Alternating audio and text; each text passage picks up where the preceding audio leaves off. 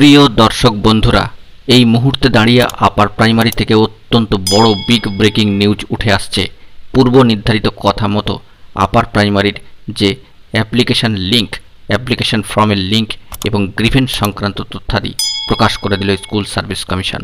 অত্যন্ত বড় একটি ব্রেকিং নিউজ।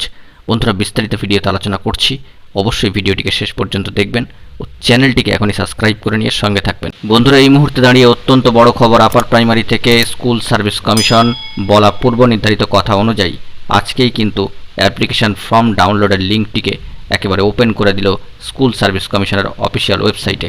এবং তার সাথে সাথে আরেকটি লিঙ্ক কিন্তু জেনারেট হলো, সেটি হচ্ছে সামারি অফ গ্রিভেন্স রেড্রেসাল আউটকামের। এই দুটি গুরুত্বপূর্ণ লিঙ্কে তারা কিন্তু ওপেন করে দিল, যেটা পূর্ব নির্ধারিত বলা প্রার্থীদের দাবি এবং বিভিন্ন ক্ষেত্রে কোর্টের তরফ থেকে যে ইজি টু ওপেন বা ওপেন টু অল করার কথা বলা হয়েছিল, সবার কাছে সবটা স্পষ্ট থাকবে, সেই বিষয়টিকে মান্যতা দিয়ে কমিশন অত্যন্ত সদর্থক একটি পদক্ষেপ কিন্তু গ্রহণ করলো। আমরাও কিন্তু আজকে সকালে একটি ভিডিও দিয়ে বিষয়টিকে জানিয়েছিলাম যে কয়েকদিনের মধ্যেই এই বিষয়টি ওপেন টু অল হতে চলেছে এবং কমিশন সেই কাজটাই কিন্তু করলো। অ্যাপ্লিকেশন ফর্ম ডাউনলোডের লিঙ্কটি জেনারেট করে দিল এবং গ্রিভেন্স রেড্রেসাল আউটকামের যাবতীয় তথ্যাদি 8টি আইটেমে প্রকাশ করে দিল। বন্ধুরা, সেই বিষয়ে কী কী রয়েছে আমরা জেনে নেওয়ার চেষ্টা করব। বন্ধুরা, অ্যাপ্লিকেশন ফর্ম ডাউনলোড লিঙ্কে ক্লিক করলেই যে পেজটি খুলে আসছে, সেখানে কিন্তু সাবজেক্ট অ্যাপ্লাইড ফর অর্থাৎ এটি সিলেক্ট করতে হবে, মিডিয়াম সিলেক্ট করতে হবে, category as per application form সেটা সিলেক্ট করতে হবে এবং জেন্ডার কি অ্যাজ পার অ্যাপ্লিকেশন ফর্ম অনুযায়ী সেটাও সিলেক্ট করে সাবমিট করতে হবে। অ্যাপ্লিকেশন ফর্মটি কিন্তু চলে আসবে, এটাই এখানে দেওয়া রয়েছে পেজে।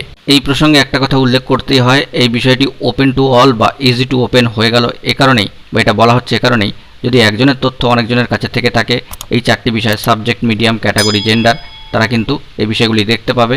আবার একজনের কাছে যদি একাধিক জনের তথ্য থেকে থাকে, এই 4টি তথ্য তিনিও কিন্তু তাদের সেই সমস্ত বিষয়গুলিকে দেখতে পাবেন। এ কারণেই এটাকে ইজি টু ওপেন কিন্তু বলা হচ্ছে, যা দীর্ঘদিনের প্রার্থীদের একটা দাবি ছিল। এর পাশাপাশি গ্রিভেন্স রেড্রেসালের ক্ষেত্রে যে 8টি আইটেম উঠে আসছে, সেখানেও কিন্তু গুরুত্বপূর্ণ বিষয়গুলি থাকছে। যেমন অ্যাবসেন্ট ইন গ্রিভেন্স হিয়ারিংয়ের ক্ষেত্রে কতজন ছিল, 3324 জন, সেটি পিডিএফ আকারে দেওয়া রয়েছে। নীল রঙের যে লিঙ্কটি, সেখানে ক্লিক করলে সেই পিডিএফটি আপনারা ডাউনলোড করে নিতে পারবেন। দ্বিতীয়ত বিলো কাট অফ মার্কসে কারা কারা রয়েছে, 9788 জন, সেটাও কিন্তু পিডিএফ আকারে দেওয়া রয়েছে। Called in first phase PT, সেক্ষেত্রে 61 জন কিন্তু রয়েছেন, তার তালিকা দেওয়া রয়েছে পিডিএফ আকারে। পাশাপাশি 4 নম্বর সিরিয়ালে রয়েছে কি qualified for second phase PT, সেখানে 1449 জনের তালিকা দেওয়া রয়েছে। 46 জন 5 নম্বর আইটেমে রয়েছে not applied in first SLST upper primary 2016। পাশাপাশি 6 নম্বর আইটেমে রয়েছে কি allot to participate in second phase online verification process, সেক্ষেত্রে দেওয়া রয়েছে 1098 জনের একটা তালিকা। আনট্রেন্ড প্রার্থীদের তালিকা দেওয়া রয়েছে 2543 জনের এবং 8 নম্বর আইটেমে রয়েছে রিজেক্টেড আফটার গ্রিভেন্স হিয়ারিংয়ের ক্ষেত্রে 43 জন প্রার্থীর একটা পিডিএফ লিস্ট। সেক্ষেত্রে কাউন্ট করে এই 8টি আইটেমের পিডিএফকে কাউন্ট করে মোট সংখ্যা যেটা দাঁড়াচ্ছে, সেটা হচ্ছে 18,352 এবং কতগুলি পেজ নিয়ে এই পিডিএফগুলো তৈরি হয়েছে সেটা কিন্তু রাইট হ্যান্ড সাইডে দেওয়া রয়েছে। অর্থাৎ যাবতীয় বিষয়টি সবার কাছেই কিন্তু একেবারে ওপেন টু অল বা ইজি টু ওপেন করে দিল স্কুল সার্ভিস কমিশন, যা পূর্ব নির্ধারিত বলা কথা অনুযায়ী।